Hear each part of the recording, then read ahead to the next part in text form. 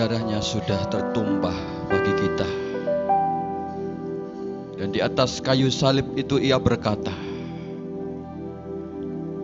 sudah selesai. Dan saat ini kita boleh masuk di dalam hadirat Tuhan tanpa ada rasa takut dan tanpa ada rasa ragu, karena darah anak domba itu telah melayakkan engkau dan saya. Dengan segenap hati, lebih lagi bawa setiap penyembahanmu yang terbaik hanya bagi Dia.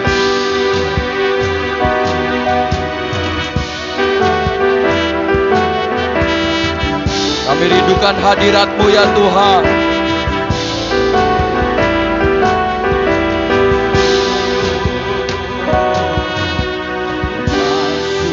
Tuhan Maha Kudus, dengan darah anak domba, ku masuk dengan hati tulus, menyembah yang Maha Kuasa.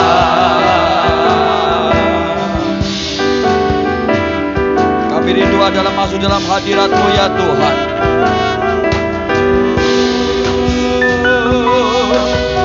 Masuk ruang Maha Kudus, dengan darah anak domba, ku masuk dengan hati tulus, menyembah yang Maha Kuasa. Ku menyembah-Mu,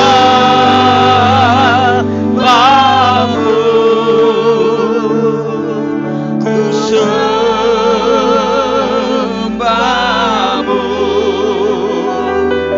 ku menyembah-Mu,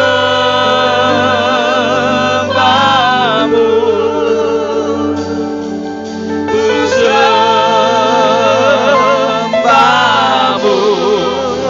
sebab nama-Mu kudus,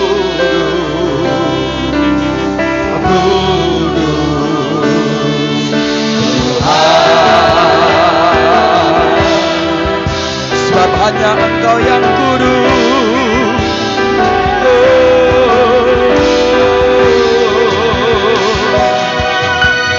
masuk ruang Maha Kudus, dengan darah anak domba, masuk dengan hati yang tulus dan kerinduan Tuhan. menyembah. Kami rindu menyembah Engkau yang Maha Kuasa. Ku menyembah-Mu,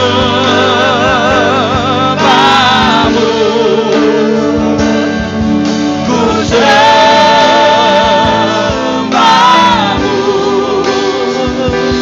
ku menyembah-Mu,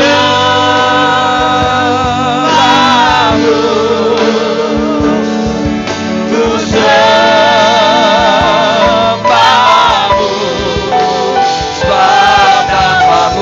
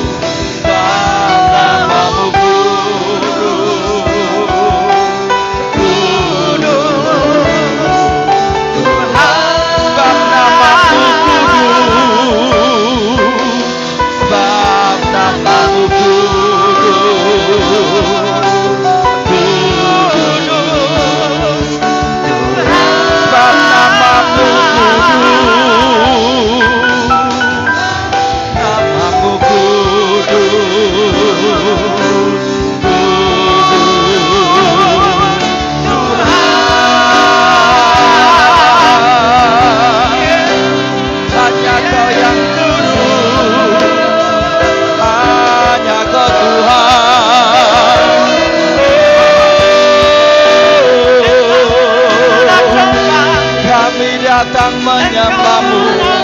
Kami rindukan hadirat-Mu Tuhan.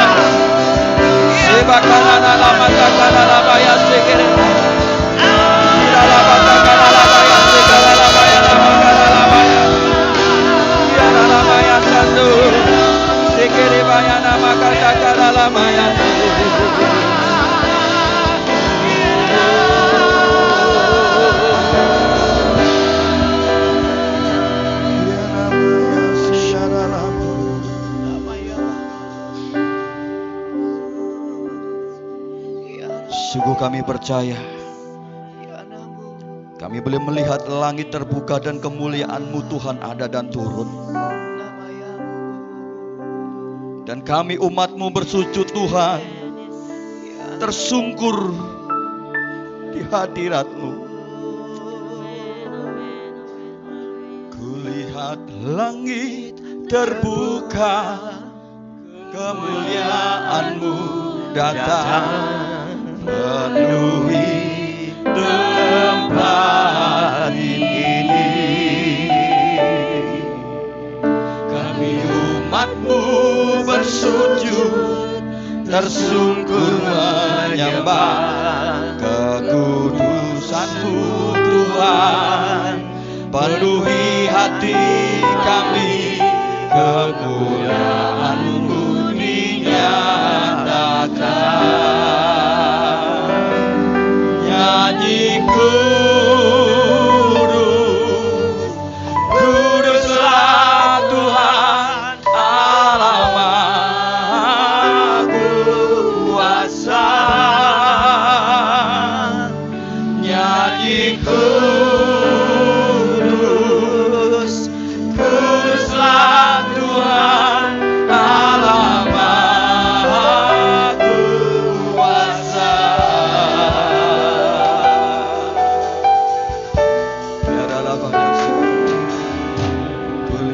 Langit terbuka, kemuliaan-Mu datang, penuhi tempat ini. Kami umat-Mu bersujud, tersungkur menyembah kekudusan-Mu Tuhan. Penuhi hati kami, kemuliaan-Mu dinyatakan. Nyanyi kudus, kuduslah Tuhan Allah Maha Kuasa. Nyanyi kudus, kuduslah Tuhan Allah Maha Kuasa. Nyanyi kudus, hanya Engkau yang kudus ya Tuhan, dan tidak ada Allah yang seperti Engkau. Kami sujud di bawah kaki-Mu ya Tuhan.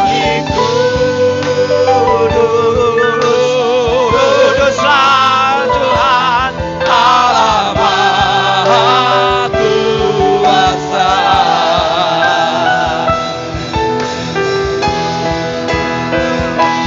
Nyanyi kudus, kuduslah Tuhan Allah Maha Kuasa. Nyanyi kudus, kuduslah Tuhan Allah Maha Kuasa. Mari kita bangkit berdiri bersama-sama. Nyanyi kudus,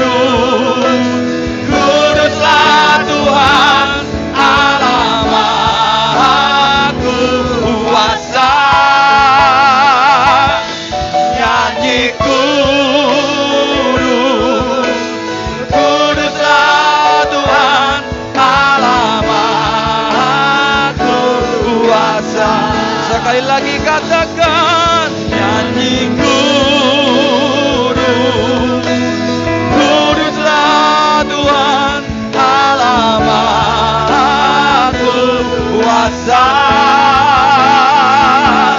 Nyanyi kuduslah Tuhan Allah Maha Kuasa.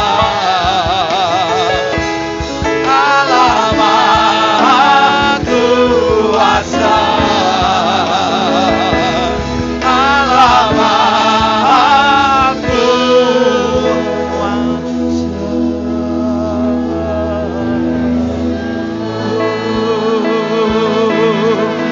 Berikan sorak-sorakmu, berikan tepuk tanganmu yang terbaik bagi Dia. Allahmu yang maha kuasa, Allahmu yang dahsyat.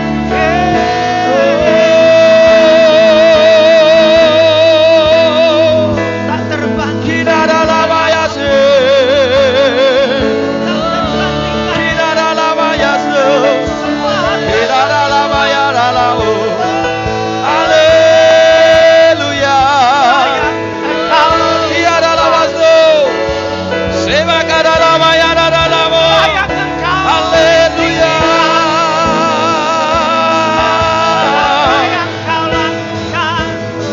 Tidak ada lama ya lama lama lama. Sigara lama ya lama ya lama. Sungguh dahsyat Tuhan, sungguh dahsyat kasih-Mu Yesus. Oh, kami bersyukur, kami kami menyembah, bersyukur kami karena menyembah. Tuhan. Sebab segala perkara sudah Kau kerjakan.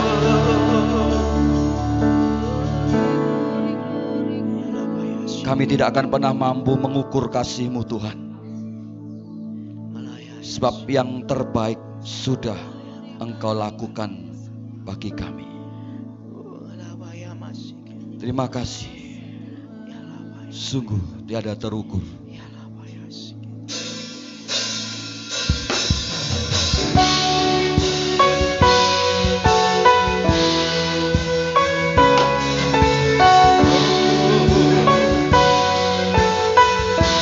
Terima kasih Yesus.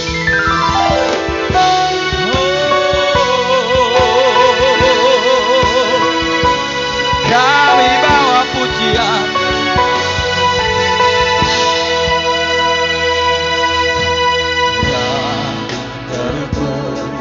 Kasih-Mu Yesus, Kau telah mati gantikan diriku. Kau curahkan darah-Mu untuk tebus dosaku.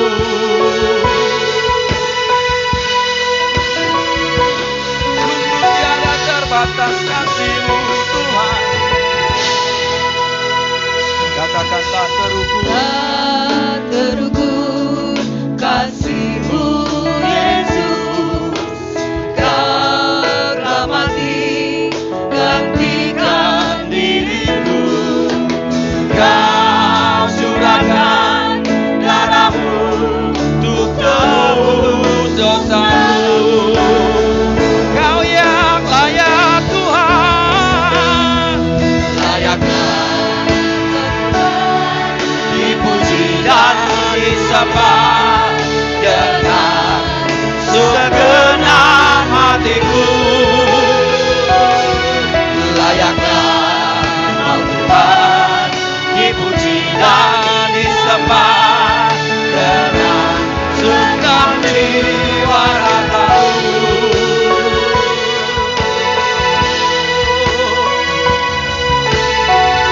Hati kami melimpah dengan syukur di hadapan Engkau Tuhan. tak terukur kasih-Mu Yesus, Kau telah mati gantikan diriku. Kau curahkan darah-Mu untuk tebus dosaku. hanya Kau Tuhan. Layaklah Kau Tuhan, dipuji dan disembah dengan segenap hatiku. Layaklah Kau Tuhan, dipuji dan disembah dengan segenap jiwa ragaku. Layaklah Kau Tuhan, dipuji dan disembah dengan segenap hatiku.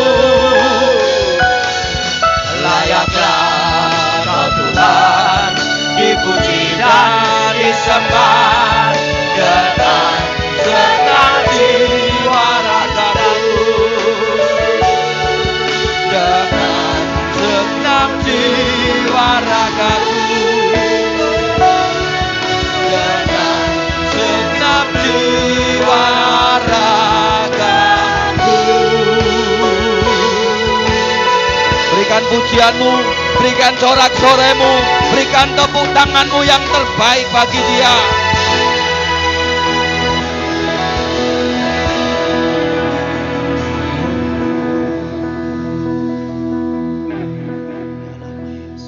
Tetap di dalam hadirat Tuhan.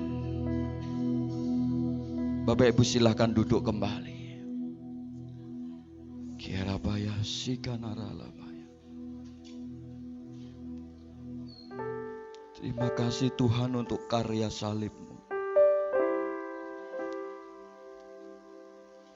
Sebab apa yang Kau kerjakan dan Kau lakukan di kayu salib,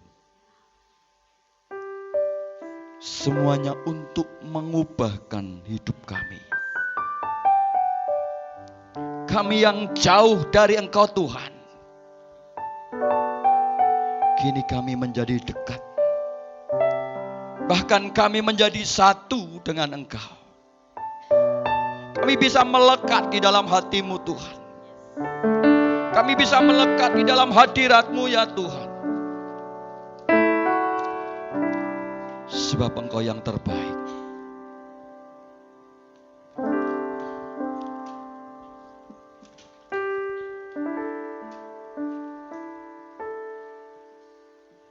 Hanya Kau Tuhan di hidupku.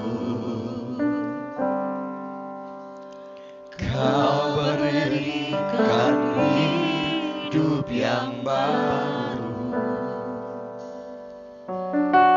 Darah-Mu menyucikan, pulihkan hatiku. Ku nyatakan Kaulah segalanya.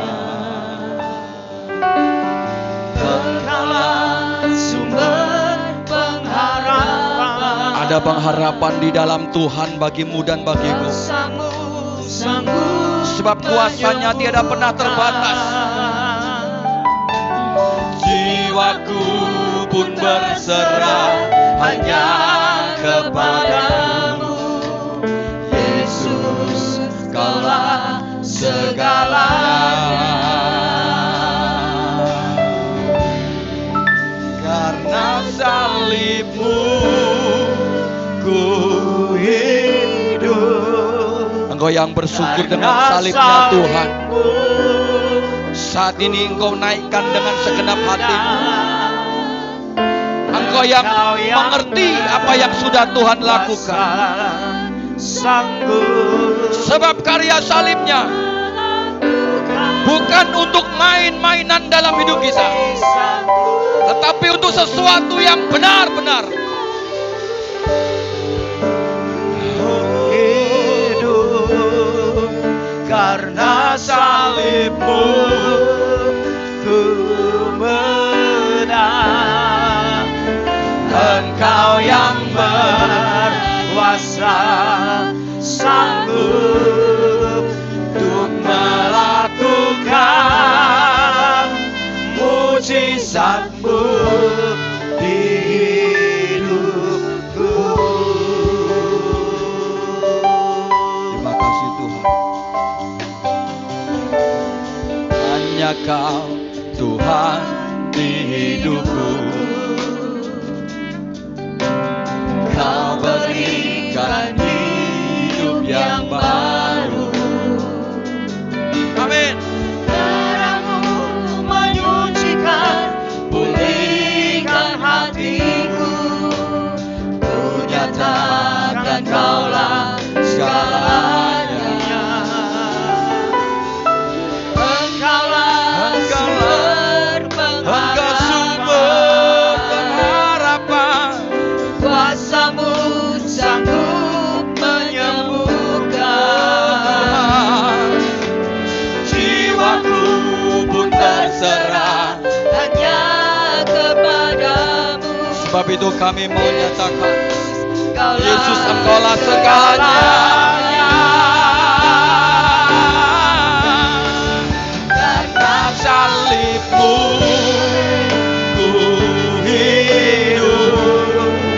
Karena salib-Mu ku menang. Engkau yang berkuasa, sanggup untuk melakukan mujizat-Mu di hidupku. Sungguh kami bersyukur ya Tuhan, sebab Engkau yang telah melakukan yang terbaik bagi kami. Sungguh sebab itu kami membawa pujian penyembahan kami. Yang terbaik hanya bagi-Mu Tuhan. Terima kasih Yesus. Terima kasih Yesus.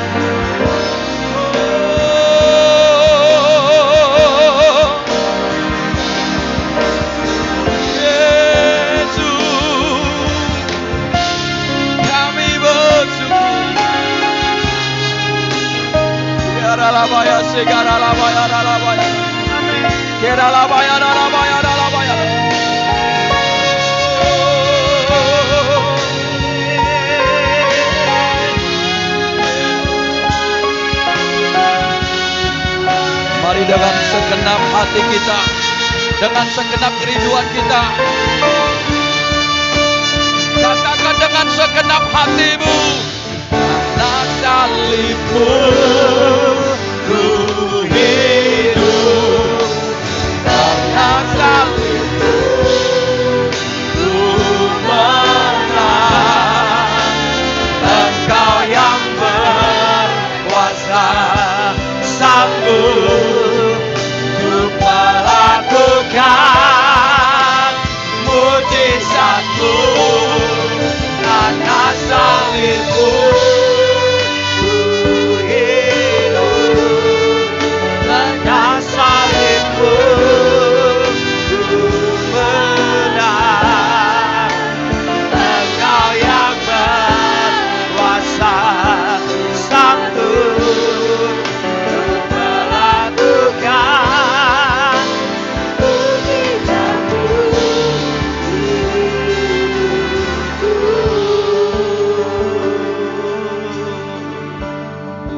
Jemaat Tuhan yang terkasih di dalam Kristus, sesaat lagi kita akan bersama-sama terlibat dalam kisah sengsara Yesus.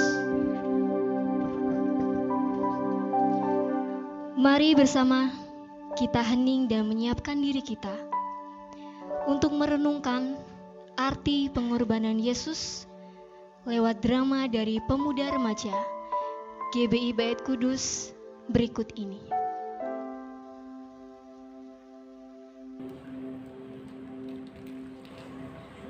Sesampailah Yesus bersama murid-muridnya di sebuah tempat bernama Getsemani.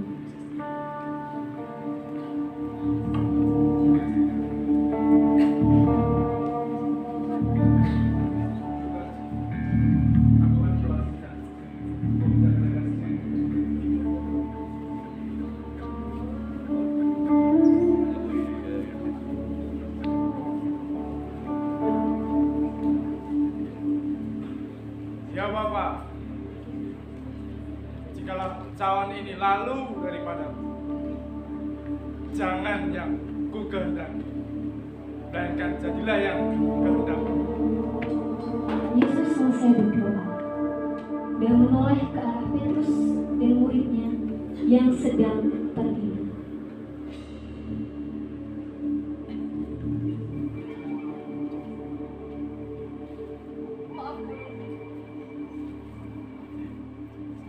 Jangan kau bisa jaga-jaga dengan aku 1 jam. Baik guru, saya minta maaf. Kemudian Yesus kembali berdoa.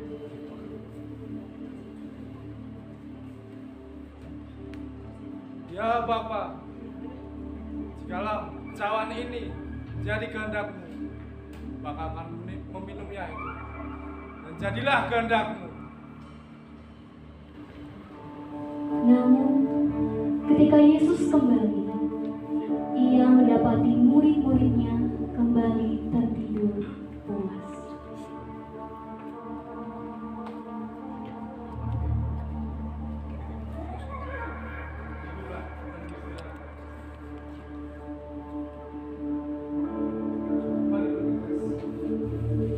Mereka ini akan menangkap orang-orang yang berdosa ini. Sudah dekat. Seketika berbicara, Yesus didatangi Yudas beserta rombongan prajurit yang membawa tombak dan pedang.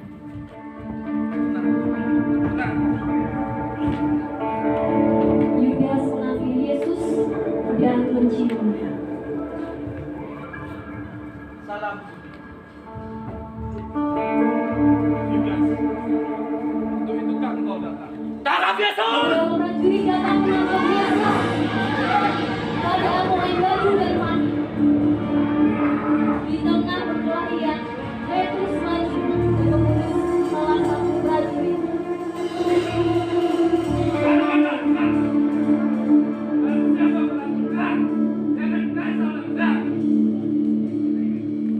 Lalu Yesus berkata kepada segerombolan prajurit yang menangkapnya. Sangkamu aku ini penyamun, sehingga kau datang dengan pedang dan tongkat. Tiap-tiap hari aku berdoa di bait Allah. Mengapa engkau tidak menangkap aku? Perlahan murid Yesus meninggalkannya. Lalu Yesus dibawa menghadap Pilatus. Sementara Petrus ia lari dan bersembunyi dari belakang.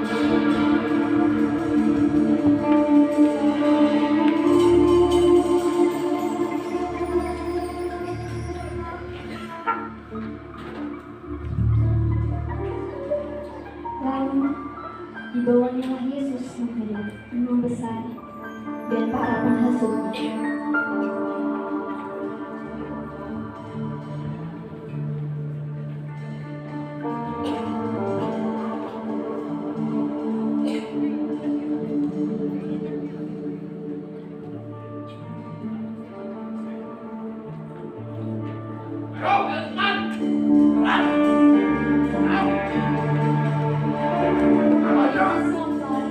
Mereka mencoba mengadilinya dan mengolok-olok.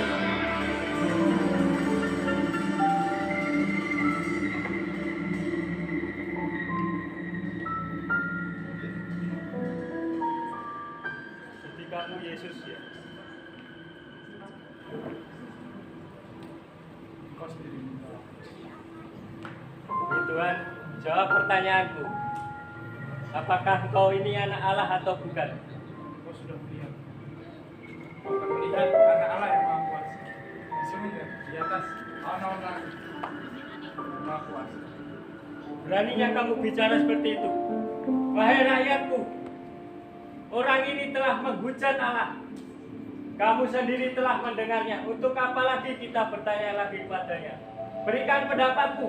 Ia harus dihukum mati. Ia harus mati. Ia harus mati. Tolonglah dia. Hei, bukanlah kau murid Yesus. Apa maksudmu? Aku tidak mengenal dia. Orang ini. Aku tidak mengenalnya. Bohong kamu. Aku tahu dari cara bicaramu. Sudah. Aku memang tidak mengenal dia. Akhirnya Petrus menyangka Yesus untuk ketiga kalinya sebelum ia berbohong. Maka firman Tuhan tergenapi terhadap Petrus. Lalu Yesus menoleh ke arah Petrus dan mendapati Petrus berlari ketakutan. Setelah melewati imam besar, Yesus disiksa oleh prajurit-prajuritnya dan dibawa kepada Pontius Pilatus untuk diadili.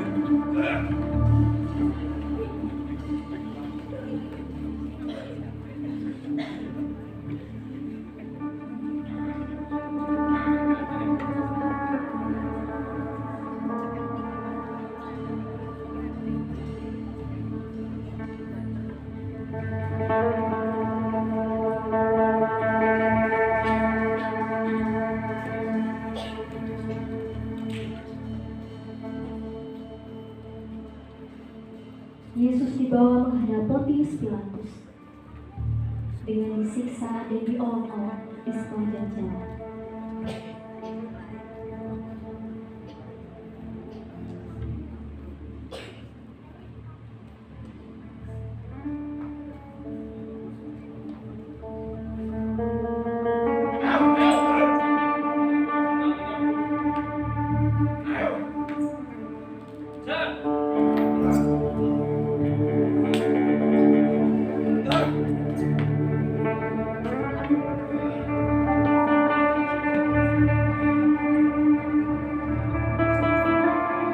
Jadi, engkau raja orang Yahudi.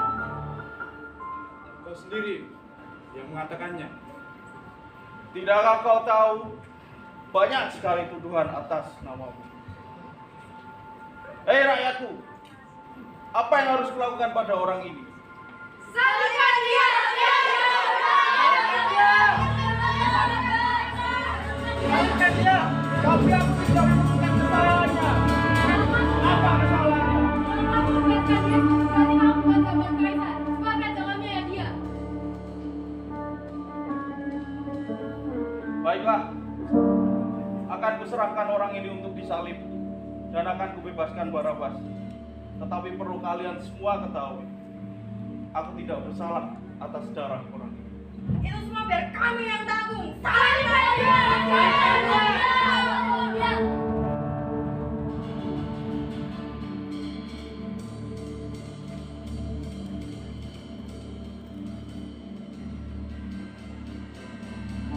Setelah itu, Yesus dibawa untuk disalibkan.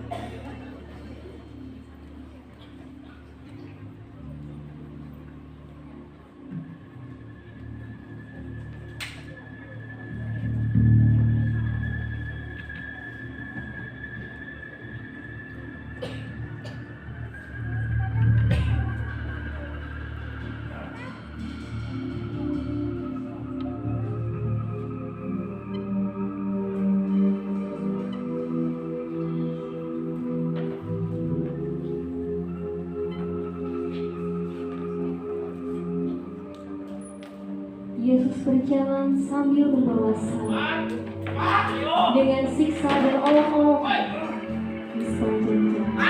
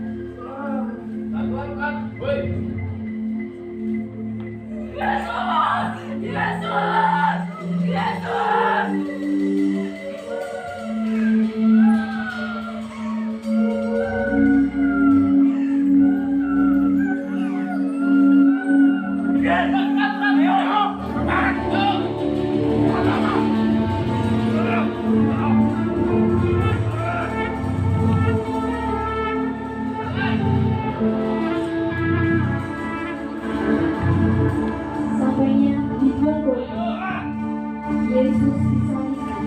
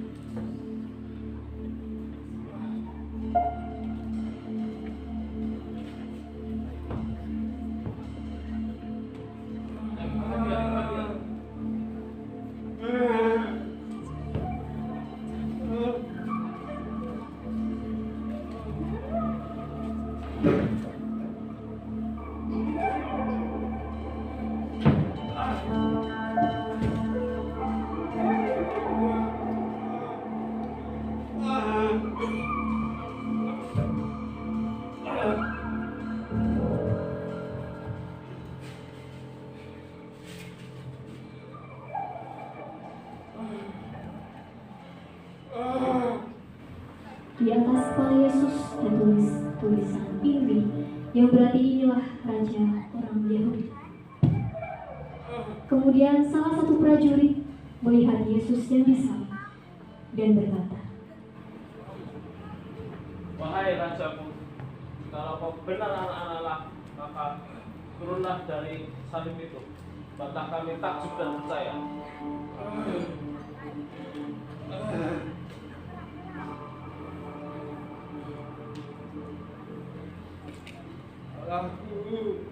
Allahku, mengapa kau meninggalkan aku?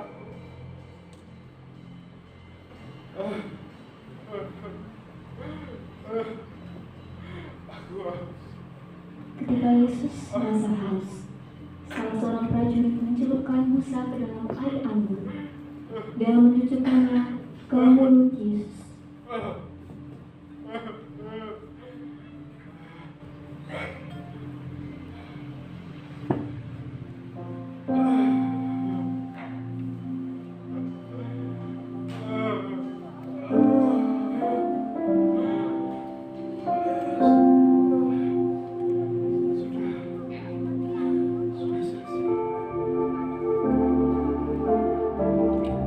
Yesus telah mati. Untuk memastikan Yesus sudah mati, salah seorang prajurit menusuk lambungnya dengan tombak.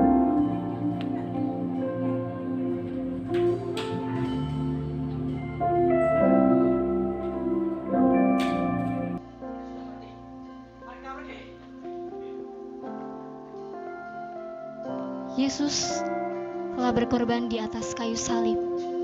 Ia rela mati untuk dosa manusia.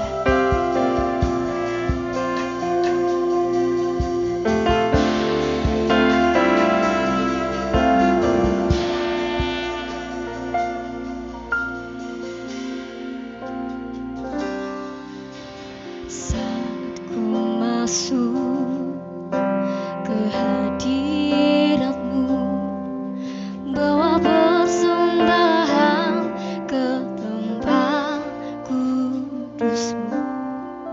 Pujian ku naikkan, sembah ku berikan bagi-Mu Allah yang mulia. Kau layakkan ku menghampiri-Mu, melihat tata kemuliaan-Mu, Tuhan. Pujian ku naikkan, sembah ku berikan bagi-Mu Allah yang mulia. Oleh kuasa dan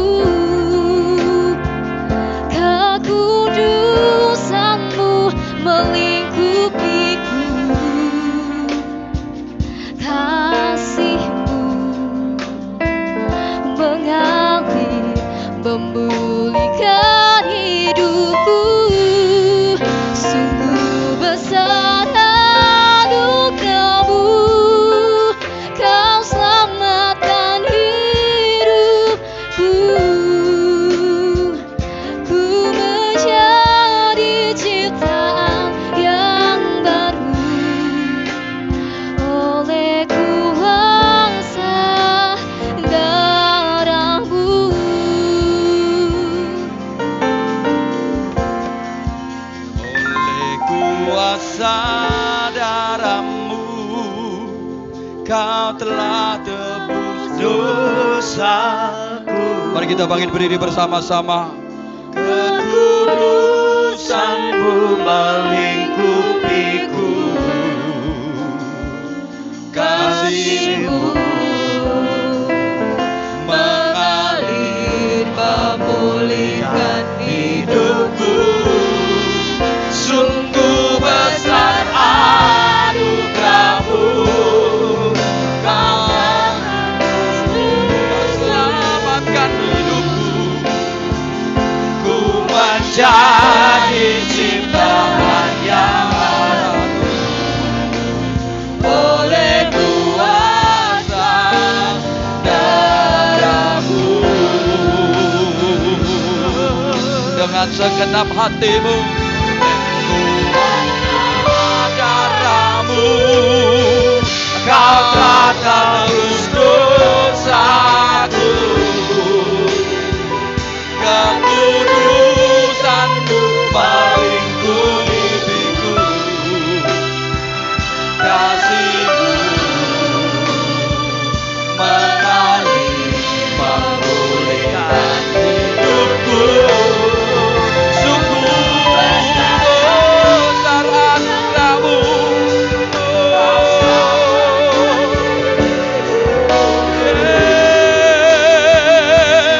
menjadi ciptaan yang baru oleh kuasa darah-Mu. Sekali lagi dengan segenap hatimu, dengan percaya. Darah-Mu, Kau telah tebus dosaku, Tuhan. Kekudusan-Mu melingkupiku, kasih-Mu mengalir memulihkan hidupku. Sungguh. Waktu selanjutnya kami serahkan pada hamba-Nya.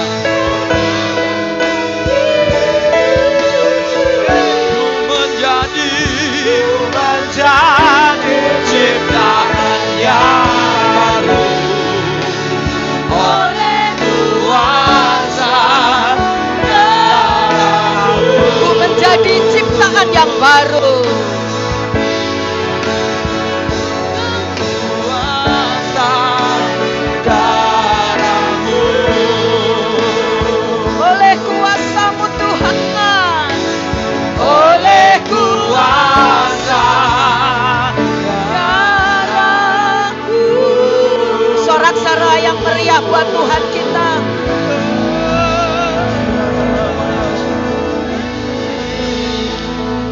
Terima kasih Tuhan buat hari yang indah ini. Peristiwa Jumat Agung, Good Friday, mengingatkan kepada kami semua ada satu kabar sukacita, bahwa Yesus sudah mati buat kita semua. Yang seharusnya kita ini binasa, mati selama-lamanya dalam api hukuman kekal dalam neraka. Tetapi karena kasih-Nya yang begitu besar dalam hidup kita, Dia relakan nyawanya buat kita semua. Karena itu,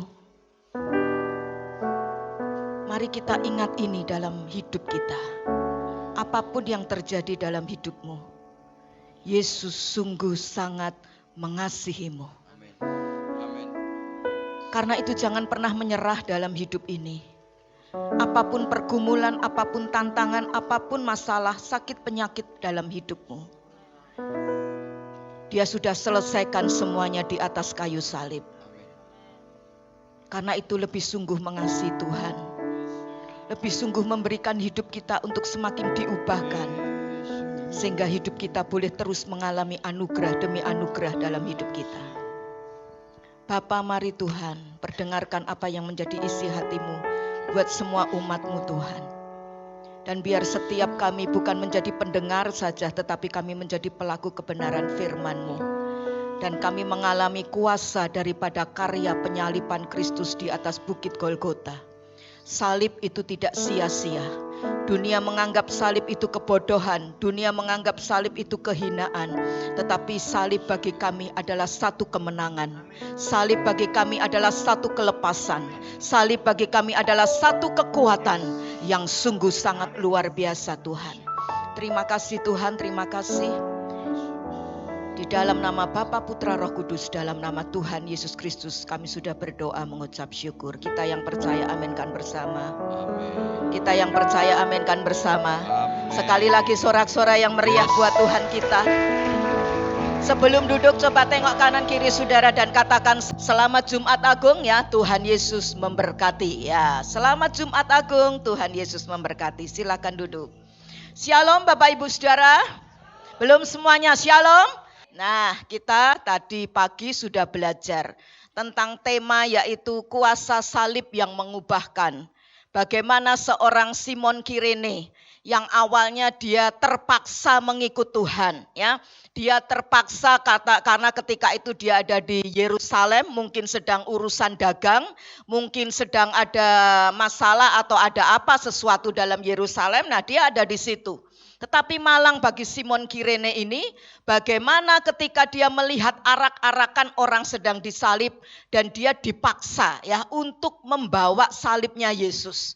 Dan saudaraku, ketika dalam perjalanan Via Dolorosa itu Simon Kirene ya, dia adalah seorang dari, kalau sekarang bahasanya negaranya adalah Libya ya, dari Afrika. Nah, ketika dia melihat bagaimana Tuhan sikapnya, omongannya, perkataannya, saudaraku, dia melihat bahwa ini bukan orang sembarangan.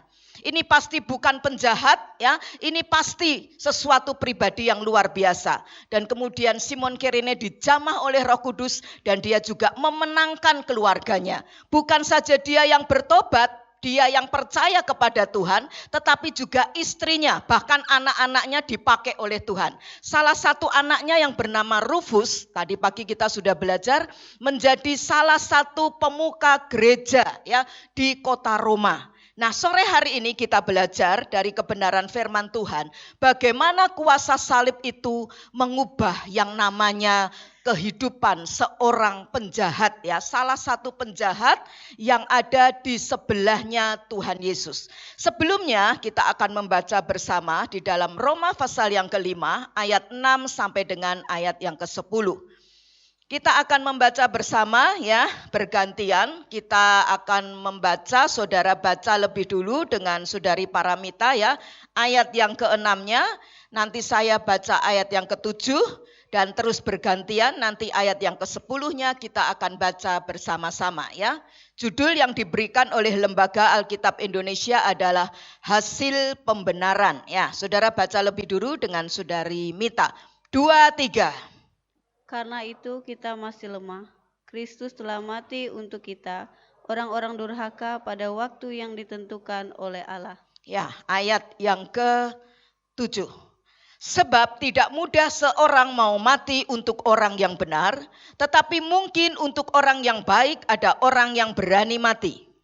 Akan tetapi Allah menunjukkan kasih-Nya kepada kita, oleh karena Kristus telah mati untuk kita, ketika kita masih berdosa. Lebih-lebih karena kita sekarang telah dibenarkan oleh darah-Nya, kita pasti akan diselamatkan dari murka Allah. 2, 3. Sebab jikalau kita ketika masih seteru diperdamaikan dengan Allah oleh kematian anaknya, lebih-lebih kita yang sekarang telah diperdamaikan pasti akan diselamatkan oleh hidupnya. Katakan bersama, amin. Nah, Bapak Ibu Saudara yang saya kasih di dalam Tuhan, peristiwa Jumat Agung ini adalah peristiwa hari yang sangat besar.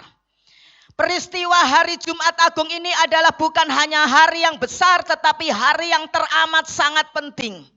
Kenapa saudaraku? Karena ini merupakan satu penggenapan. Katakan penggenapan. Penggenapan dari apa? Penggenapan dari semua korban sembelihan yang dilakukan pada orang-orang yang ada pada masa perjanjian lama. Sampai pada saat Yohanes Pembaptis waktu itu, dia berseru dan katakan dalam Yohanes 1 ayat 29 ya, bahwa Yesus Kristus itu adalah anak domba Allah yang menghapus dosa dunia. Nah, kalau kita melihat di dalam kehidupan ya, peristiwa Jumat Agung di mana Yesus itu sebagai anak domba Allah yang dikorbankan, katakan yang dikorbankan. Maka kita akan belajar bagaimana kehidupan orang zaman dulu, saudaraku.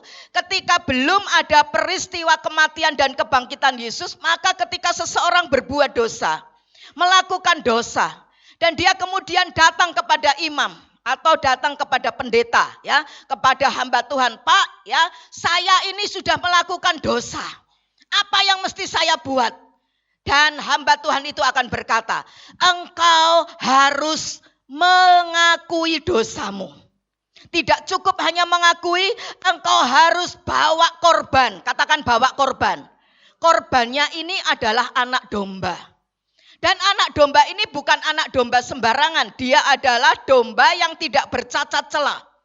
Dia adalah domba yang tidak ada luka, mungkin kakinya timpang ya, mungkin boroan, mungkin ada kutu dan sebagainya, penyakit ya. Ini harus domba yang mulus, domba yang tanpa cacat celah, domba yang sempurna. Dan saudaraku, mungkin si orang yang berbuat dosa ini dia tawar-menawar ya sama hamba Tuhan. Kalau saya enggak usah bawa domba gimana? Ya, saya cukup minta ampun, mengakui dosanya ya kepada Bapak Pendeta saja. Tapi si hamba Tuhan itu, pendeta itu, atau kalau dulu bahasanya adalah imam, saudaraku, dia akan berkata, tidak bisa. Sesuai dengan ketetapan Allah, ketika seseorang melakukan dosa, maka harus ada yang namanya korban. Harus ada yang namanya hukuman. Harus ada yang namanya penumpahan darah. Tanpa itu semua, tidak ada yang namanya pengampunan dosa. Dan ketika si orang yang bersalah itu kemudian bawa dombanya, saudaraku, kepada imam, saudara, dan kemudian diserahkan kepada imam, maka imam itu akan cek, apa benar enggak si domba ini benar-benar sesuai kualifikasi ya yang sudah ditetapkan oleh Allah. Jangan-jangan matanya sakit. Jangan-jangan saudaraku sekalian mungkin dia kakinya, jari-jarinya itu mungkin saudaraku ada yang ketambahan atau yang kurang. Dan ketika sudah dicek semua dan benar-benar domba yang tanpa cacat celah, maka si orang yang berdosa itu harus meletakkan tangannya di atas kepala domba itu. Dan saudaraku, dia harus mengakui semua dosa, semua kesalahan yang dia buat. Ini satu gambaran bahwa domba yang tidak bersalah itu, dia sudah dipindahkan dosanya kepada dia. Dari orang yang bersalah kepada si binatang ini. Dan saudaraku sekalian, si domba yang tidak bersalah ini, dia menanggung yang namanya kutuk. Dia menanggung yang namanya dosa. Dia menanggung yang namanya hukuman dari orang yang sudah bersalah. Dan kemudian imam setelah itu akan bawa si domba ini. Dan kemudian domba ini akan dibunuh. Dibantai, saudaraku. Dan dia tidak boleh memberontak. Harus nurut. Mati. Dan itu prosesi yang tadi kita sudah lihat bersama. Itu belum apa-apanya. Kalau kita lihat sesungguhnya bagaimana Yesus sudah berkorban bagi saya dan bagi saudara. Lebih mengerikan, saudaraku. Mungkin saudara tidak akan tahan. Apa yang kita bisa petik pelajaran hari ini dari peristiwa penyaliban Yesus? Saya dan saudara tidak boleh menyerah dalam hidup ini. Tidak ada yang amin. Saya dan saudara tidak boleh menyerah dalam hidup ini. Amin, saudaraku. Yesus taat sampai mati. Bapak di sorga dalam Matius 3 ayat 17. Bisa bantu tolong tayangkan? Matius 3 ayat 17. Bapak di sorga berkata tentang Yesus, inilah anakku yang kukasihi, kepadanyalah aku berkenan. Segala kualifikasi yang ada di dalam kitab perjanjian lama tentang domba yang harus dikorbankan, itu ada pada diri Yesus. Karena itu tujuan Yesus datang ke dalam dunia bukan untuk menjadi pemimpin besar. Bukan untuk menjadikan dia berbuat revolusi. Untuk apa? Menurunkan itu pemerintahan Roma pada waktu itu dan menggantikannya menjadi pemimpin. Karena itu banyak orang Yahudi sampai sekarang tidak percaya bahwa Mesias sudah ada, sudah lahir, sudah datang. Karena Mesias dalam pikiran orang Yahudi adalah seseorang yang bisa membuat mereka berjaya kembali pada masa-masa kerajaan Daud. Dan itu tidak mereka lihat dalam diri Yesus. Karena itu buat apa percaya kepada salib? Peristiwa salib memberikan pelajaran yang pertama adalah salib membagi manusia dalam dua bagian. Katakan poin ini bersama, 2, 3. Salib membagi manusia dalam dua bagian. Kita melihat bagaimana Yesus disalib ada di tengah. Anda nanti bisa baca ayatnya di dalam Lukas pasal yang ke-23, saudaraku, ayat 33. Dengan jelas mengatakan Yesus disalib di tengah. Di kanan dan di kirinya ada dua penjahat kelas kakap juga yang juga sama-sama pada waktu itu disalib. Padahal saudaraku, biasanya prosesi penyaliban itu rame-rame, royoan, banyak orang. Tapi pada peristiwa Yesus hanya ada 3 salib. Salib Yesus yang di tengah, di kanan dan di sebelah kirinya Yesus. Apakah ini settingan? Apakah ini buatan manusia? Apakah ini sudah diatur oleh manusia? Semua ada dalam agendanya Bapa di sorga. Karena mengingatkan kepada kita, salib itu saudaraku, 3 salib memisahkan antara Tuhan Yesus salibnya, Sang Juru Selamat, dan salib 2 penjahat yang mewakili manusia berdosa di sepanjang masa. Coba kita baca bersama 1 Korintus 1 ayat yang ke-18 ya. Buka mungkin Mas 1 Korintus 1 18. Baca sama-sama ya. 2, 3. Sebab apa? Pemberitaan tentang salib memang adalah apa? Kebodohan bagi mereka yang akan binasa. Tetapi bagi kita yang diselamatkan, pemberitaan itu adalah apa saudaraku? Kekuatan Allah.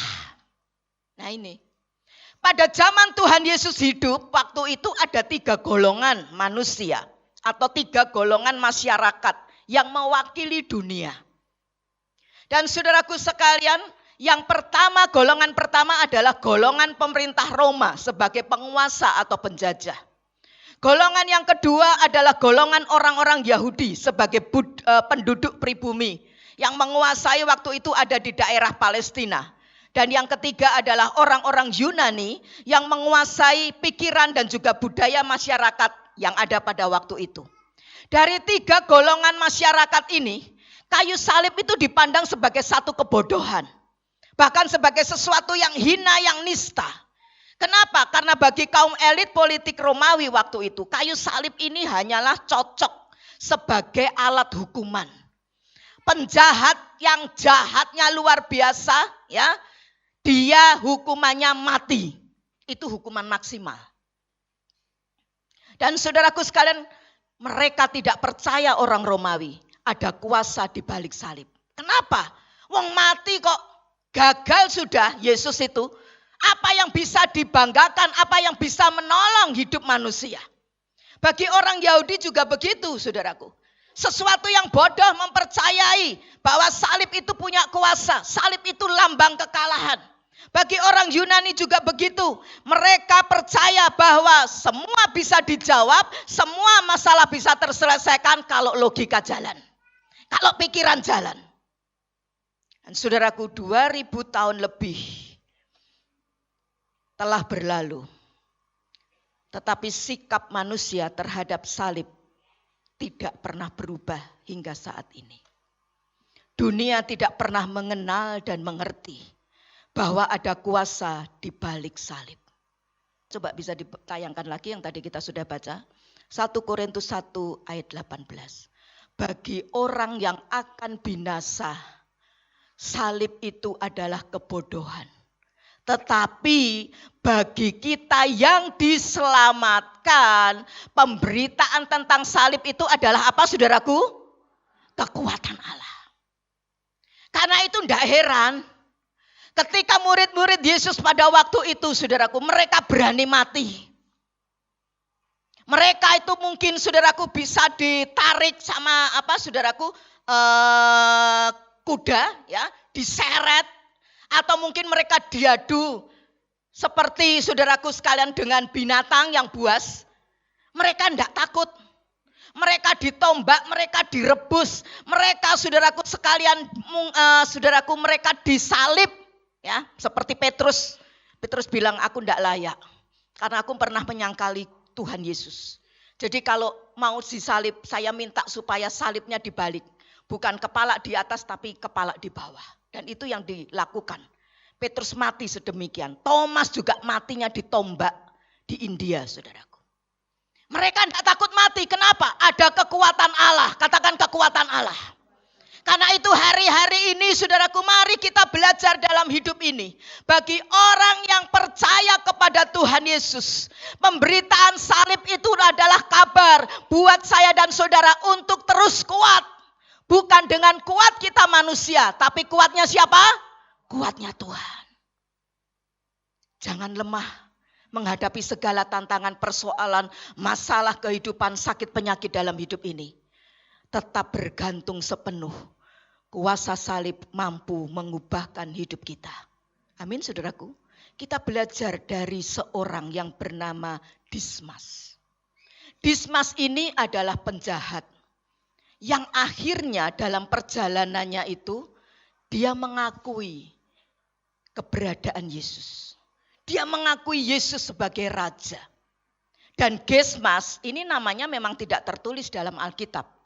Tetapi ada dicatat dalam buku tradisi orang-orang Yahudi. Dismas tetap mengolok-olok sampai mati. Dia tidak percaya sama Yesus. Tetapi beda sekali dengan Dismas. Coba bisa minta bacakan Lukas 23, 40, 41. Apa yang dilakukan Dismas? Ya. Ketika temannya mengolok sama si Yesus, ya, Dismas katakan apa kepada temannya? Lukas 23, 40, 41. Lukas 23 ayat 40 sampai 41. Tetapi yang seorang menegur dia, katanya, "Tidakkah engkau takut? Juga tidak kepada Allah, sebab engkau menerima hukuman yang sama. Kita memang selayaknya dihukum, sebab kita menerima balasan yang setimpal dengan perbuatan kita. Tetapi orang ini tidak berbuat sesuatu yang salah." Ya, terima kasih. Si Dismas ini, saudaraku, dia melihat sikapnya Yesus ini satu pribadi yang luar biasa. Awalnya dia menolak, bahkan ikut-ikut ngolok. Tetapi ketika dalam prosesi penyaliban itu, ini hukuman itu tidak langsung mati seketika. Seperti orang dipotong, dipenggal kepalanya. Pakai pisau gulotin, ya. Tetapi ini mati pelan-pelan, saudaraku. Dan itu mati yang luar biasa, mengerikan dan sakit luar biasa. Dalam prosesi itu, saudaraku sekalian, sampai darah itu mesti habis. Karena itu Yesus terakhir kali untuk memastikan dia mati atau tidak, itu mesti ditombak, saudaraku. Sampai itu darah dan air itu keluar dari lambungnya Yesus. Dan saudaraku, ketika Dismas melihat bagaimana ketika dia diolok-olok, dicaci maki, diludahi, disiksa, bahkan dia ada di atas kayu salib, tidak ada satu keluhan pun, tidak ada satu omelan pun, tidak ada satu gerutuan pun dari mulut Yesus. Bahkan Yesus bisa mengampuni. Yesus berkata, "Ya Bapa, ampunilah mereka, karena mereka tidak tahu apa yang mereka perbuat." Dan itu menyadarkan Dismas. Dismas mawas diri. Dismas introspeksi. Dismas tahu diri.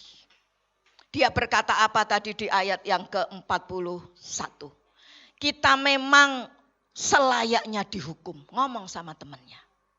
Sebab kita ini menerima balasan yang setimpal dengan perbuatan kita. Karena kita ini memang penjahat. Tetapi orang ini, dia tidak berbuat sesuatu yang salah. Mawas diri itu sesuatu sikap yang sangat dihargai oleh Tuhan. Satu saat saudaraku, kalau Anda baca dalam Lukas pasal 18 ayat 9 sampai dengan 14. Ya, Lukas 18 9 sampai 14. Itu dikisahkan bagaimana ada seorang seorang Farisi, dia datang masuk di sinagognya Tuhan. Kemah atau tempat sembayang atau gereja kalau sekarang. Dia masuk, ini orang Farisi, dan dia merasa bangga. Dia merasa dirinya baik dan benar. Dia berkata, aku tidak seperti orang itu. Dia tunjuk si orang pemungut cukai yang ada di belakangnya berdiri jauh-jauh, tidak berani dekat. Dia berkata, aku tidak pernah lakukan salah. Aku puasa, aku berkorban, aku ini, aku itu. Tetapi saudaraku, si orang pemungut cukai itu berdiri jauh-jauh dan dia menepuk itu dia dadanya. Dia berkata, aku orang berdosa. Aku tidak layak. Yesus bilang apa? Coba buka. Lukas pasal yang ke-18. Ayat yang sebentar saya cari ya. Lukas 18. Ayat yang ke-14. Yesus ngomong apa? Mita tolong bacakan. Lukas 18 ayat 14. Aku berkata kepadamu, orang ini pulang ke rumahnya sebagai orang yang dibenarkan Allah, dan orang lain itu tidak. Sebab barang siapa meninggikan diri, ia akan direndahkan, dan barang siapa merendahkan diri, ia akan ditinggikan. Ya, terima kasih. Saudaraku, mawas diri itu adalah jalan menuju anugerah Tuhan. Amin, saudaraku. Si orang pemungut cukai ini dia pulang dibenarkan karena dia sadar dirinya ini tidak ada yang bisa dibanggakan. Aku tidak layak. Aku merasa dosa, aku merasa orang yang kotor. Dan Tuhan bilang orang ini pulang sebagai orang yang dibenarkan. Sementara orang lain tidak. Kenapa? Karena nyombongkan diri. Seringkali dalam hidup kita ini jadi orang-orang yang sombong lebih daripada Tuhan. Kenapa kita sering tidak bisa melihat Tuhan? Karena ini yang namanya kesombongan ini ada dalam hidup kita. Allah yang demikian tinggi, dia merendahkan hatinya. Turun menjadi manusia. Dan dia taat sampai mati. Rela ada di atas bukit Golgota. Di atas kayu salib. Tapi kita manusia yang debu tanah. Yang lemah. Penuh dengan cacat, celah dan kekurangan. Kita seringkali merasa sombong dalam hidup ini. Merasa lebih dari Tuhan. Mana Tuhan? Mana Tuhan? Tidak ditolong, saudaraku, tidak dijawab doanya, udah ngambek. Dan marah, mana itu Tuhan? Katanya Tuhan bisa nolong. Katanya Tuhan bisa memberkati. Karena itu kita tidak bisa lihat Tuhan. Karena itu mari belajar. Peristiwa Jumat Agung mengajar kita. Setiap kali untuk datang kepada Tuhan seperti Dismas. Dan jangan engkau berkata, aku mesti suci dulu. Aku mesti kudus dulu. Baru aku datang kepada Tuhan. Sebab itu tidak pernah akan terjadi. Kita tidak pernah bisa suci dan kudus tanpa Yesus menyucikan dan menguduskan kita. Amin, saudaraku. Karena tidak ada orang yang sempurna. Yang tadi saya utarakan, saya gambarkan seperti domba tadi. Tidak ada satu orang pun yang bisa sempurna, hanya Yesus. Coba buka, minta bacakan. 2 Korintus 5 ayat 21. Dia yang tidak mengenal dosa telah dibuatnya menjadi dosa karena kita, supaya dalam dia kita dibenarkan oleh Allah. Ya, terima kasih. Dia yang tidak ada dosa.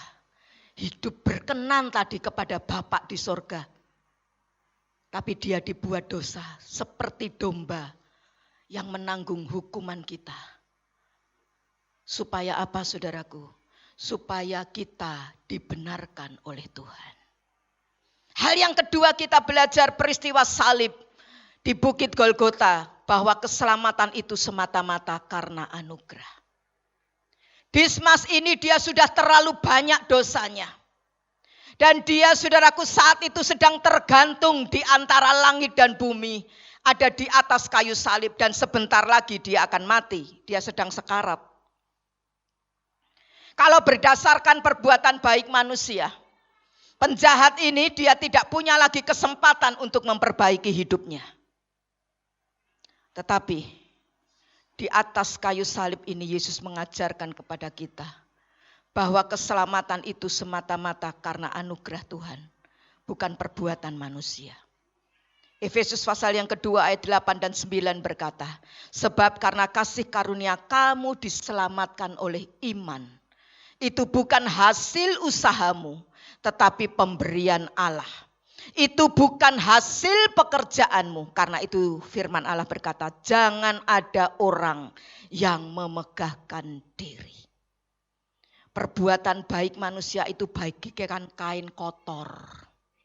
Tidak ada artinya. Yesaya 64 ya, ayat yang ke-6. Tidak bisa jadi bekal untuk masuk surga. Amal perbuatan baik kita tidak bisa menjadikan kita memperoleh namanya keselamatan. Keselamatan hanya terjadi ketika anugerah Tuhan dicurahkan dalam hidup kita. Dan anugerah tangan Tuhan yang terulur dari sorga ke bumi ini. Dan kita sambut tangan Tuhan itu dengan percaya, dengan iman. Disitulah pertemuan antara anugerah kasih karunia dengan iman menjadi yang namanya keselamatan. Karena itu Roma pasal yang ke-6 tadi ya, coba kita akan bisa tampilkan ya. Roma 5 yang tadi awal kita baca ya. Roma 5 ayat 9 dan 10. Alkitab bilang apa? Lebih-lebih karena kita sekarang telah dibenarkan oleh darahnya. Katakan sama-sama yuk kalimat ini. 2, 3. Kita apa? Pasti apa? Akan diselamatkan dari, katakan pasti. Ayat 10, buka Mas. Ya, baca lagi. 2, 3.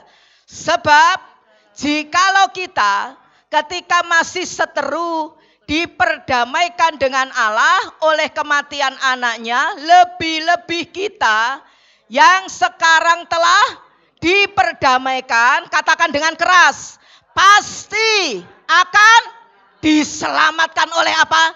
Hidupnya Yesus. Dalam Yesus tidak ada moga-moga. Dalam Yesus tidak ada barangkali. Dalam Yesus tidak ada mungkin. Dalam Yesus hanya ada satu kata, pasti. Katakan pasti. Bilang kanan kirimu. Percaya Yesus pasti selamat. Amin saudaraku.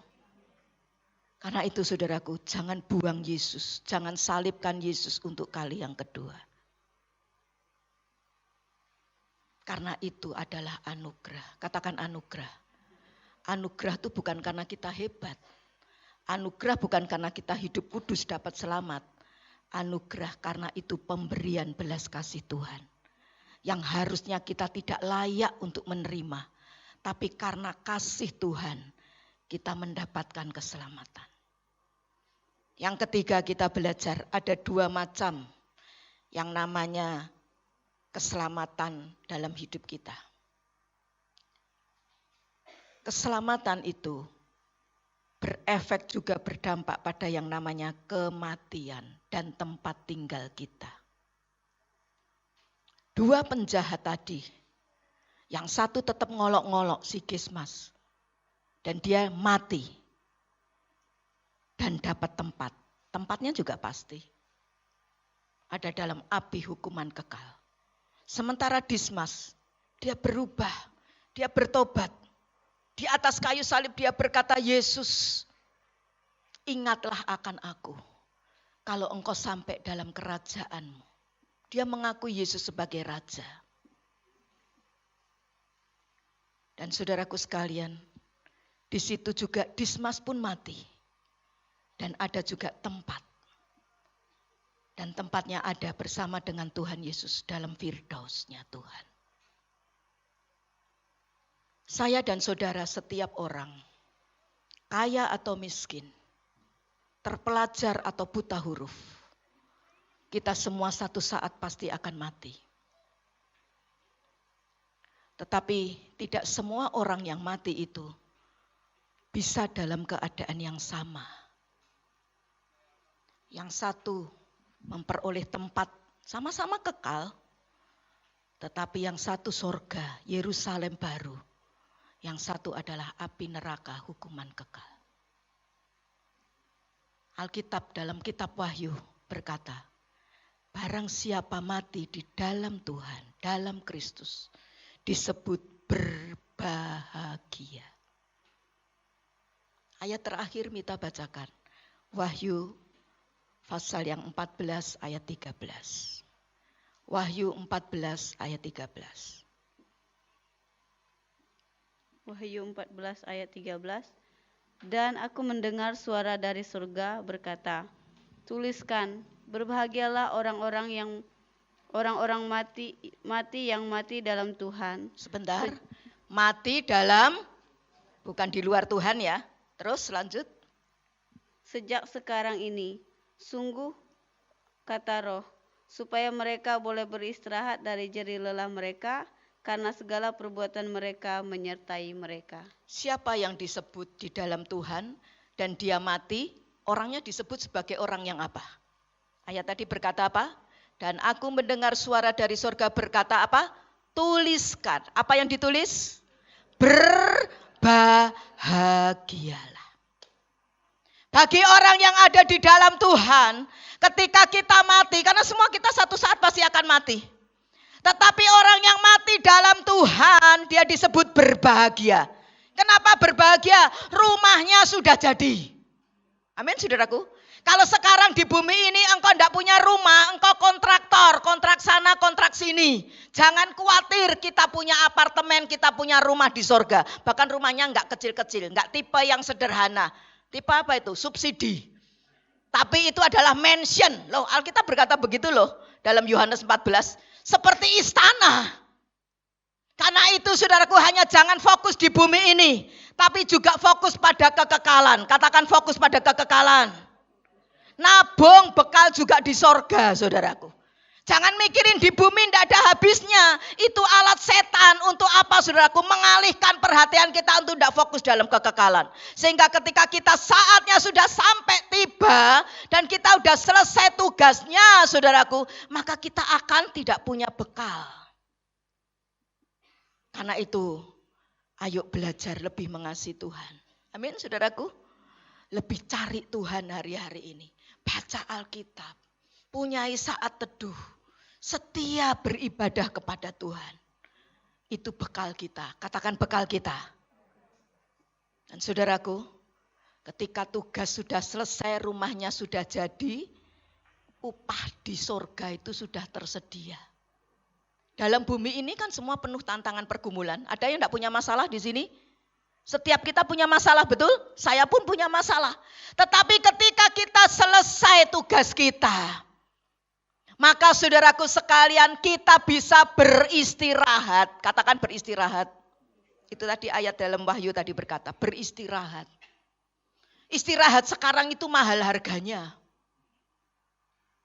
Ya, paling kalau pikirannya lagi banyak gitu, kerjaan lagi punya masalah gitu, wah istirahat sebentar udah enggak bisa.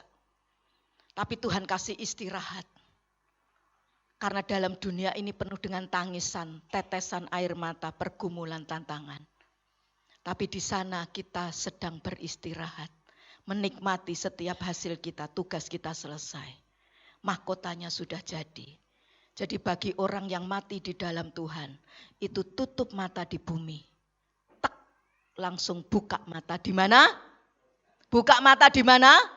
Di sorga. Ketemu sama siapa? Ketemu sama Tuhan Yesus, kekasih jiwa kita. Karena itu saudaraku, kematian Yesus di kayu salib di Bukit Golgota memberikan sebuah jaminan pasti. Katakan jaminan pasti. Hidup kekal. Amin. Jangan gadaikan lagi Yesus. Jangan salibkan lagi Yesus. Pelajaran kemarin, minggu kemarin. Untuk kedua kali. Terus setia sampai garis akhir hidup kita. Kesimpulannya yuk baca sama-sama. 2, 3. Bukalah hati untuk karya salib dengan bertobat dari segala dosa. Sehingga apa? Kita bertumbuh rohaninya. Seperti Dismas tadi ya. Dari mulai mengolok-ngolok bertumbuh. Buka hatinya ya. Terima Tuhan. Terus lanjut. Menjadi saksi Kristus. Dan hidup menjadi berkat bagi banyak orang. Amin. Tuhan Yesus memberkati. Yuk berdiri sama-sama. Terima kasih buat karya salib-Mu Tuhan. Ketika Engkau memilih untuk jalan salib, itu suatu bukti yang paling besar dalam hidup kami. Wujud kasih daripada Bapa di sorga buat setiap kami.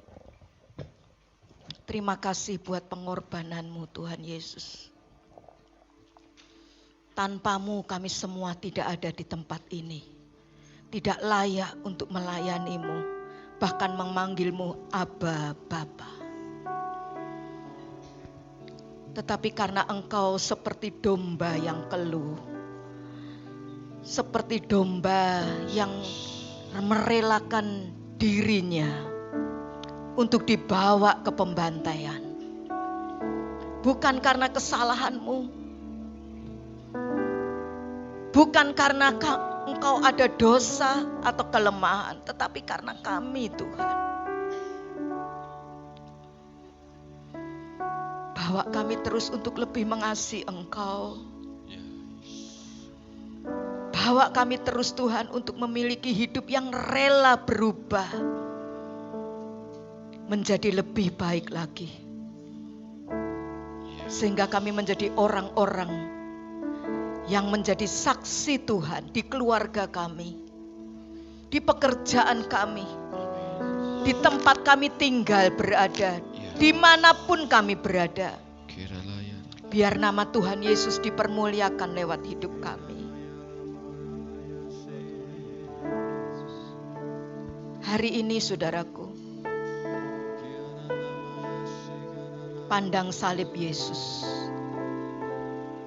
Di situ ada kekuatan yang baru buat engkau dan saya. Di situ ada berkat-berkat yang luar biasa yang Tuhan curahkan dalam hidup kita. Engkau yang hari ini mungkin mulai lemah imanmu, mulai lemah semangatmu, pandang salib Tuhan. Ingatlah selalu akan Dia, kata Ibrani 12. Yang tekun memikul salibnya, menggantikan kita. Maka engkau tidak pernah akan menjadi lemah. Tinggalkan kelemahanmu di tempat ini. Tinggalkan kekhawatiranmu di tempat ini. Tinggalkan masalah pergumulan sakit penyakitmu di tempat ini dan pegang erat salib Tuhan. Kalau salib Tuhan bisa mengubah kehidupan seorang bernama Simon Kirene. Kalau salib Tuhan bisa mengubah seorang yang bernama Dismas. Salib Tuhan juga bisa mengubah hati banyak orang. Sehingga mereka rela melepaskan harta warisan mereka di bumi ini. Bahkan mereka rela mati bagi Yesus. Maka saya percaya salib itu juga sanggup untuk mengubah hidupmu dan hidupku.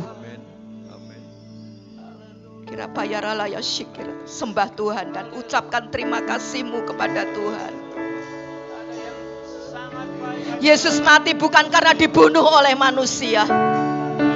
Yesus mati bukan karena pengkhianatan daripada Yudas Iskariot. Tetapi Yesus mati karena Dia merelakan nyawanya. Dia memberikan hidupnya buat kita semua. Itu bukti Yesus adalah Tuhan. Karena Karena dia tidak saja memberikan nyawanya, tapi dia bisa mengambil nyawanya kembali. Dan pada hari yang ketiga yang kita akan peringati pada hari Minggu yang akan datang, kita berkata, Yesusku hidup, Yesusku berkuasa. Dia tidak mati selama-lamanya, tapi dia bangkit buatku.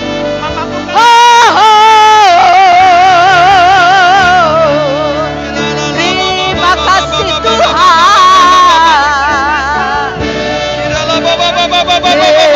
Terima kasih.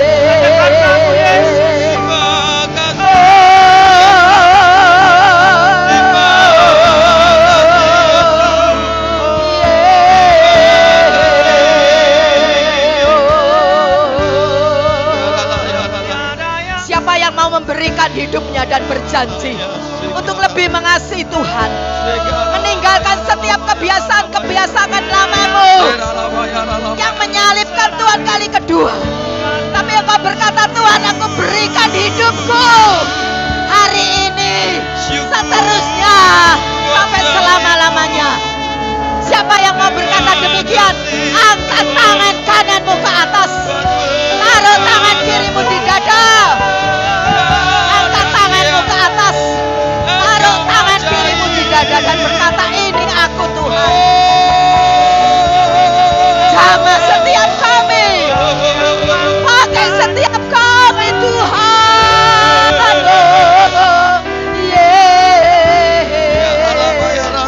Turunkan tanganmu. Siapa yang hari ini sedang menghadapi pergumulan yang berat? Engkau mungkin sudah divonis dokter, umurmu tinggal sekian, tapi engkau hidup bukan karena dari kata manusia, engkau hidup karena dari kata Tuhan. Yesusmu adalah Yesus berkuasa dalam dirimu. Siapa yang sedang dalam usaha-usahamu, sedang mengalami kemerosotan, angkat tanganmu. Tuhan, tekan setiap kali Tuhan.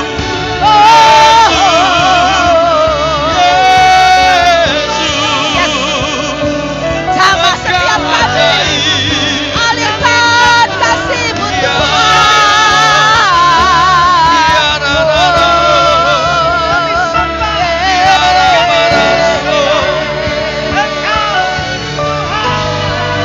Haleluya. Yesus, haleluya. Ya Yesus. Terima kasih Tuhan, terima kasih.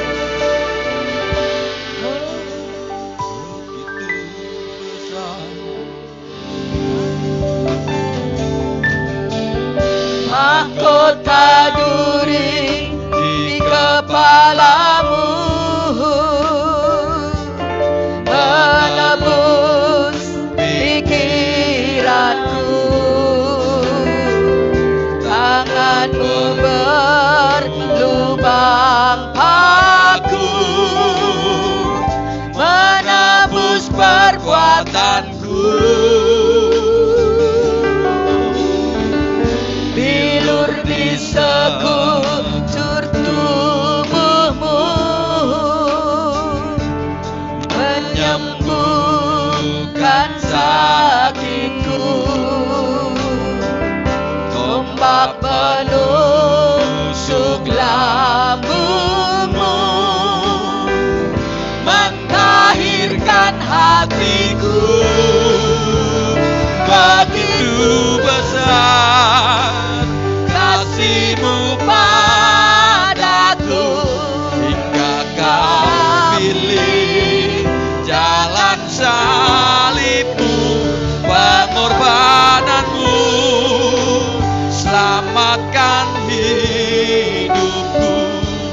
Terima kasih untuk salib-Mu, begitu besar kasih-Mu padaku, hingga Kau pilih jalan salib-Mu, pengorbanan-Mu, selamatkan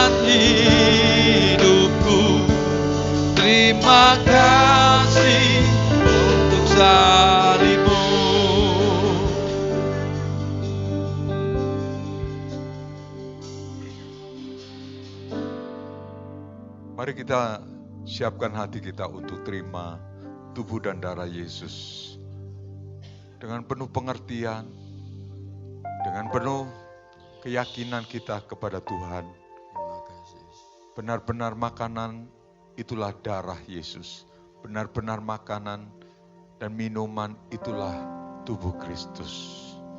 Kalau kita meyakini apa yang kita lakukan hari ini, kita makan tubuh Kristus. Kita makan juga darah Yesus. Saya percaya oleh bilur-bilurnya yang sakit disembuhkan Tuhan. Oleh karena kuasa Tuhan, Tuhan tidak dibatasi oleh keadaanmu, Tuhan tidak bisa dibatasi oleh hadirmu, tapi Tuhan selalu menggenapi firman-Nya asal kita percaya. Sekali lagi, asal kita percaya. Siapa yang percaya kepada Tuhan?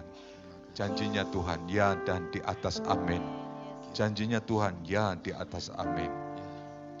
Mari para pelayan-pelayan Tuhan mempersiapkan diri ke depan dan kita akan berdoa menyembah Tuhan. Terima kasih Tuhan. Terima kasih Bapa. Sebentar kami akan makan minum tubuh dan darah-Mu Tuhan. Oleh bilur-bilur-Mu yang sakit disembuhkan. Oleh bilur-bilur-Mu yang sakit disembuhkan. Aku telah sembuh Tuhan. Aku percaya. Aku yakini aku telah sembuh Tuhan. Oleh bilur-bilur-Mu yang sakit telah disembuhkan. Siapa yang sakit hari ini? Oleh bilur-bilur-Mu yang sakit telah disembuhkan Tuhan. Kuasa-Mu nyata atas kami Tuhan. Terima kasih Bapa, terima kasih. Para pelayan Tuhan, silakan saudara berpegang pada meja perjamuan kudus dan kita yang lain menumpangkan tangan. Kita mengamini, kita menumpangkan tangan. Arahkan tangan kita ke depan. Bapa di surga, kami sebentar akan menerima tubuh dan darah-Mu Yesus. Semua kami layak menerima untuk tubuh dan darah-Mu. Dan setiap kami yang menerima, setiap kami yang mengimani kuasa-Mu Tuhan. Tidak ada satupun firman-Mu yang gugur. Tapi firman-Mu itu ya dan di atas amin Tuhan. Terjadilah sesuai dengan kehendak-Mu Tuhan. Terima kasih Bapa. Hanya di dalam nama Tuhan Yesus, Tuhan dan Juru Selamat kami mengucap syukur. Kita yang percaya bersama katakan amin. Silakan saudara duduk. Ya Yesus, selamat bagiku. Ya Tuhan, selamatkan jiwaku. Bagi Dia pujianku tak dapat ku balas kasih-Nya.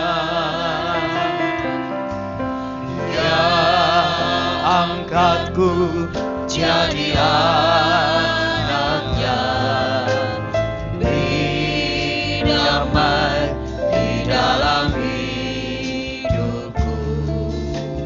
Bagi Dia sembahku, hanya Dia segalanya bagiku.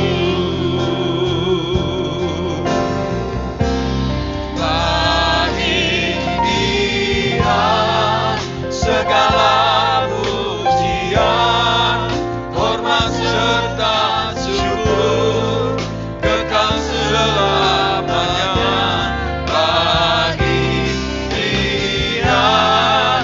Segala pujian, hormat serta syukur, selama-lamanya.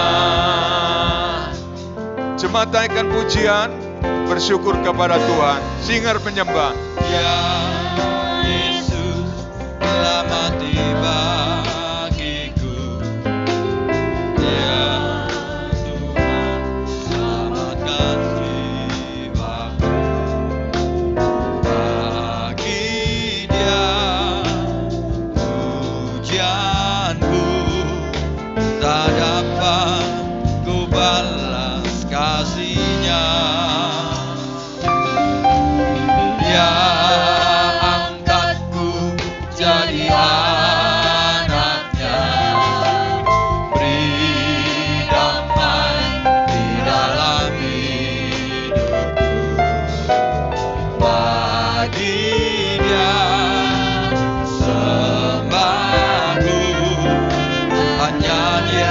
Mari kita bangkit berdiri bersama.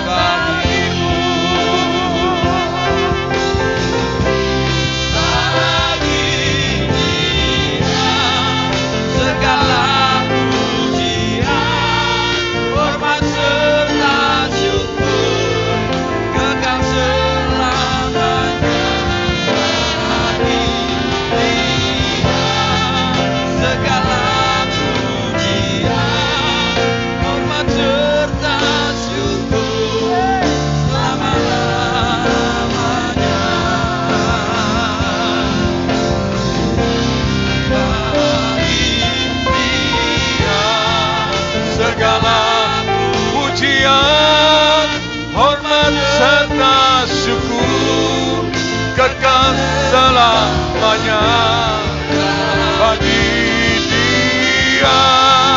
Segala pujian, hormat serta syukur selama-lamanya Segala pujian, hormat serta syukur kekal selamanya bagi Dia. Segala pujian, hormat serta syukur selama-lamanya. Haleluya.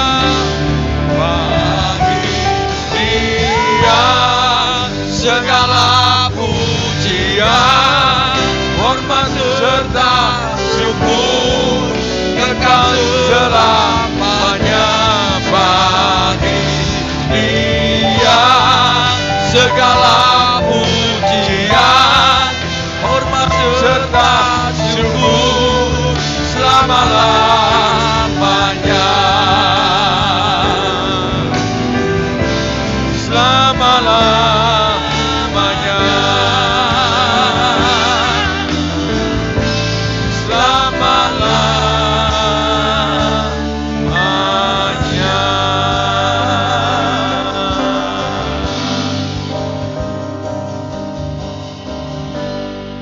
Tanpa kita mengakui bahwa Yesus telah mati bagi kita dan darahnya dicurahkan, kuasa hari ini tidak ada berarti apa-apanya bagi kita.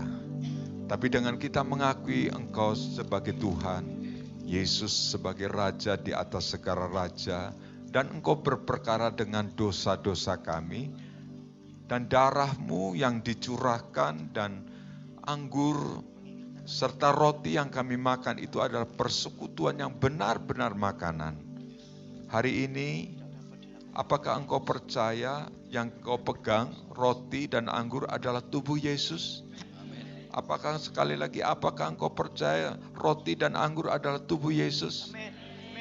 Kalau engkau percaya, siapkan hatimu untuk terima tubuh dan darah Yesus. Dan siapkan, percayalah, ada lawatan Tuhan malam hari ini atas kita semua.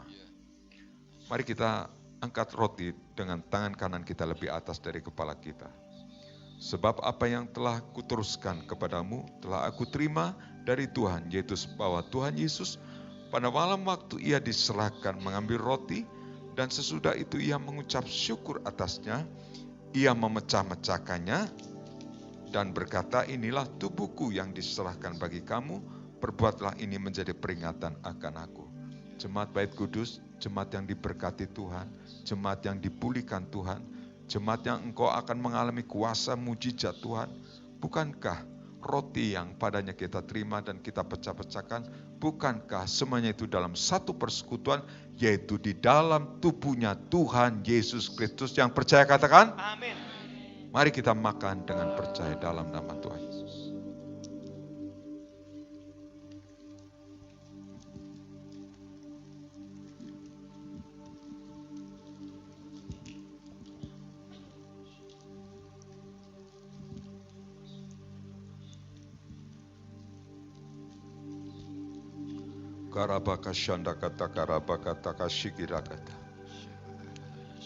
Dengan penuh syukur kita angkat juga cawan berkat dari Tuhan.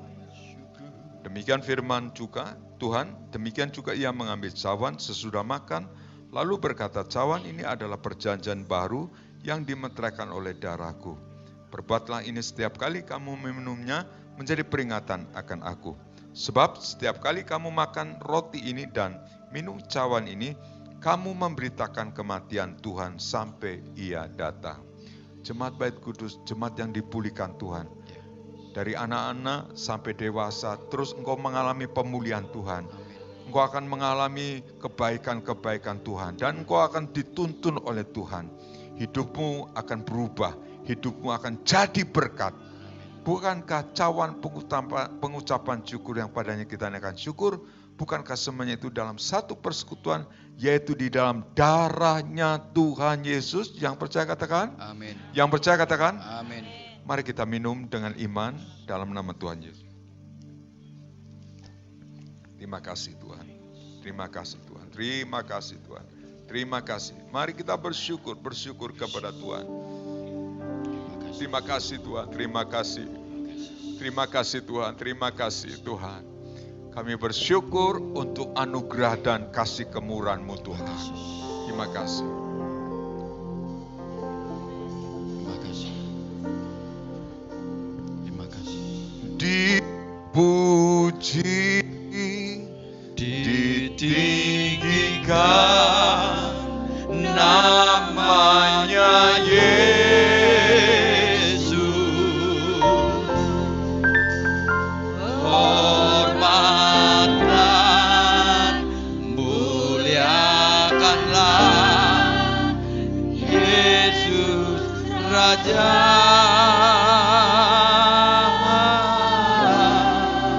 Mulia.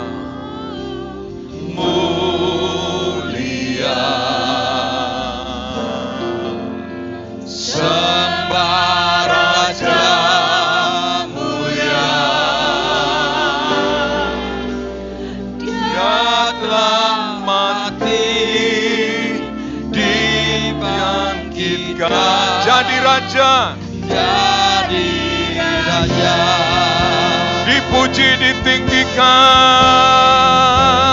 Dipuji, ditinggikan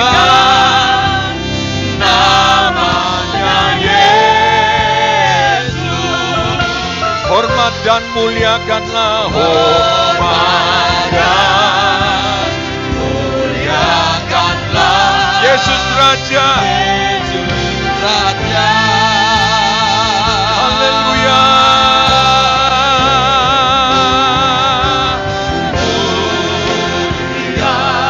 Sembah Raja mulia.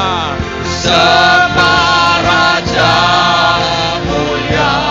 Dia telah lahir bagi kita. Dia telah mati, dibangkitkan jadi Raja. Sekali lagi puji ditinggikan banyak Yesus. Dipuji, ditinggikan namanya Yesus Tuhan. Muliakanlah. Hormat dan muliakanlah Yesus Raja.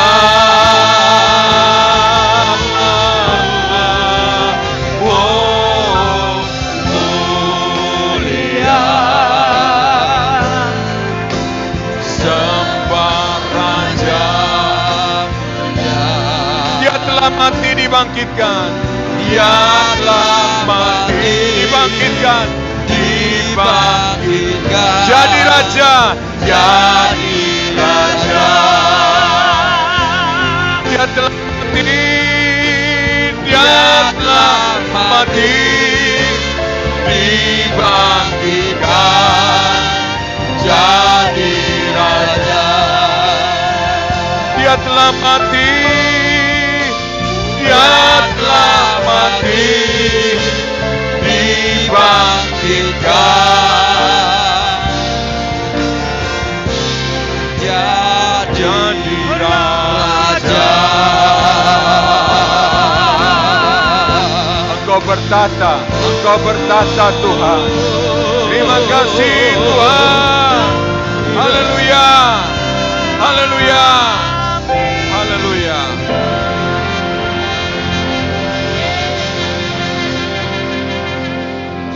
Mari kita angkat tangan kita, dan apa yang menjadi kebutuhan, keperluanmu, engkau datang kepada Tuhan, engkau minta kepada Tuhan.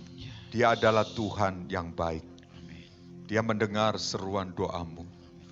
Dia mendengar seruan hari ini doamu. Apa yang kau pinta, apa yang kau perlu dari Tuhan, Tuhan akan memberikan untuk kemuliaan namanya. Kalau engkau sakit, percayalah Tuhan menyembuhkanmu. Sakit apapun, stroke sekalipun bisa disembuhkan oleh Tuhan. Tidak ada barang mustahil. Tidak ada barang mustahil. Kau ingin membukakan jalan untuk anak-anak hidup, bekerja, berkarya. Dan aku lemah Tuhan, tanpa kekuatanmu. Tuhan memberi kekuatan buat engkau untuk kau tetap hidup, bekerja, berkarya bagi Tuhan. Terima kasih Tuhan. Mengakhiri ibadah kita pada malam hari ini, mari kita bersama-sama mengucapkan doa yang diajarkan oleh Tuhan Yesus kepada kita semua dalam doa berkat Bapa kami.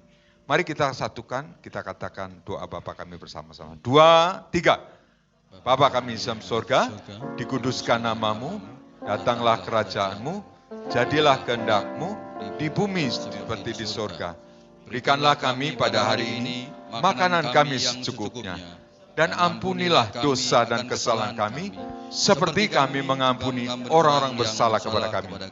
Dan jangan membawa kami pada pencobaan, tetapi lepaskanlah kami daripada yang jahat, karena Engkau yang mempunyai kerajaan, kuasa, dan kemuliaan, kekal sampai selama-lamanya. Yang percaya katakan, amin. Berikan anggukan kepala atau salam kiri kanan kita. Tuhan Yesus memberkati, Tuhan Yesus memberkati. Puji Tuhan, haleluya, haleluya. Bangkit, serukan nama Yesus.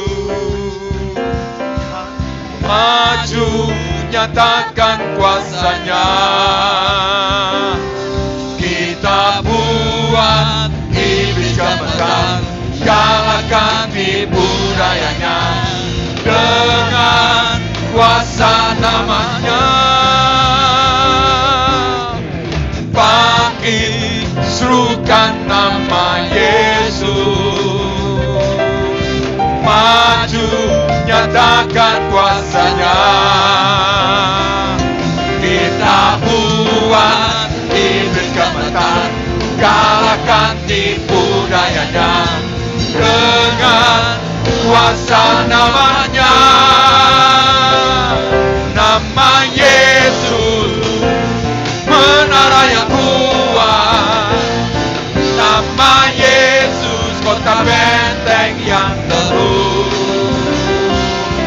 Nama Yesus, kalahkan semua musuh. Nama Yesus di atas segalanya. Nama Yesus di atas segalanya. Nama Yesus, nama Yesus, nama Yesus di atas segalanya. Di atas segala-galanya, nama Yesus, Tuhan sesembahan kami, yang kami puji, yang kami muliakan. Engkau ditinggikan, Engkau diagungkan, Engkau menguasai seluruh kehidupan kami. Dan Tuhan, Engkau memelihara kami dari hari ke sehari. Engkau tuntun kami dibawa ke padang rumput yang hijau. Kami dibuat kami tenang dengan segala pengharapan dalam Tuhan. Dan kasih-Mu senantiasa membebat hidup kami. Kasih-Mu senantiasa memberikan kekuatan buat kami. Kalau kami ada yang lemah, Tuhan berikan kekuatan. Bahkan percaya mujizat Tuhan pasti terjadi. Kuasa Tuhan, anugerah Tuhan, kemurahan Tuhan berlaku bagi kehidupan kami. Sampai selama-lamanya. Sampai Tuhan datang kembali. Angkat kedua tangan kita. Terimalah berkat, anugerah, damai sejahtera, sukacita di dalam nama Tuhan Yesus, Tuhan Allah, Bapa, Putra, dan Roh Kudus. Yaitu dalam nama Tuhan Yesus, Tuhan dan Juru Selamat kita. Mari kita yang percaya bersama katakan terima kasih Tuhan, terima kasih Tuhan.